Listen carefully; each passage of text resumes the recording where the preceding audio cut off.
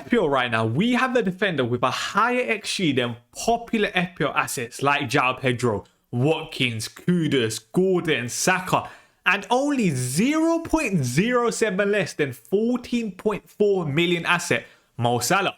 But before I tell you who that defender is, make sure you guys like the video and subscribe to the channel. And yes, that defender is Jurrien Timber, but is it likely to continue? Timber is arguably the best right back in the Premier League and arguably top 3 right backs in the world. We know he could probably look at any single wing in the world. His defensive capabilities are incredible and he's currently 5th for tackles made in Europe's top 5 leagues. But what I think is going massively under the radar for FPL and how people view Timber as a whole as a player is his on the ball capabilities. He's currently 5th for passes into the penalty area, level with Bruno Fernandes. He's 10th for through balls made in Europe's top 5 leagues. He's made one less through ball than the best midfielder in the world and arguably the best ball progressor in the world in Pedri. But like I said before, is this form or can we make a proper judgment that this is going to continue? Now, I'm not saying Timber's going to get another 24-point in FPL again, but as we can see, after the opening 7 games so far this year, Timber's XG has gone up massively. 0.07 last year compared to 0.25 this year per night.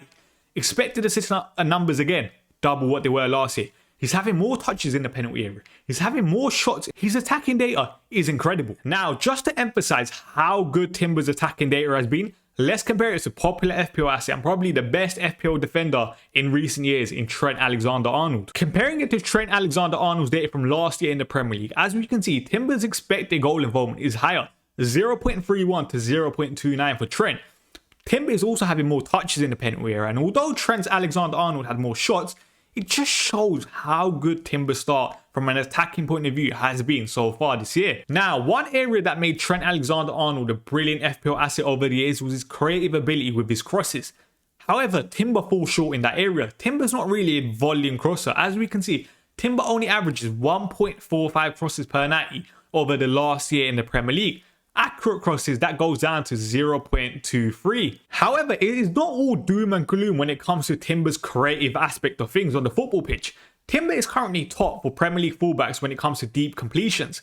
But a lot of you probably don't know what that is, so let me explain. So a deep completion is a non-cross pass that is targeted to the zone within 20 meters of the opponent's goal, as we can see from the diagram. On the screen right now, I have got an example of a deep completion. As we can see, the Juventus player on the ball makes a pass towards the right hand side, and that Juventus player is currently within the 20-meter distance of the opponent's goal. So that counts as a deep completion. Now, let's get back to talking about Timber. As we can see, Timber is top for deep completions, and as we can see from the definition, it means that Timber is making dangerous passes into the penalty area, which will hopefully mean one thing: FPL assists. Now, we've spoken a lot about Timber's creative aspect of things. Let's bring it back to Timber's goal scoring potential. The graph on the screen right now shows Premier League fullbacks / wingbacks with the most shots so far in the Premier League. Of course, it includes some data when these players are played in midfield or in more forward positions. For example, the likes of Szoboszlai and James Garner in midfield. Third on the list is Amad Diallo, but we do know Diallo has also played some minutes in forward in the front three, let's say. 4th is Calafiori. 5th is Daniel Munoz, who we know is such a brilliant wing back. 6th is Jurrien Timber, averaging 1.23 shots per night. But what I want to highlight even more is the right hand side column, XG per shot. Timber is currently averaging an XG per shot of 0.2. That means the quality of shots he's taking are very, very high, which means every single time he gets a shot off, the goal scoring potential is relatively high compared to other, let's say, Premier League fullbacks / wingbacks. They're not speculative efforts. They have genuine chance of going in. Now, we know Arsenal are the best defense in the world, but that also means Arsenal have an incredible amount of defensive depth. Do I expect Ben White to come in for a game here and there for the likes of Jurrien Timber? I think the answer to that question is yes. But I feel like from this video, I have proven and I've shown enough data that can say the upside of bringing in Jurrien Timber is high enough where you can take the risk.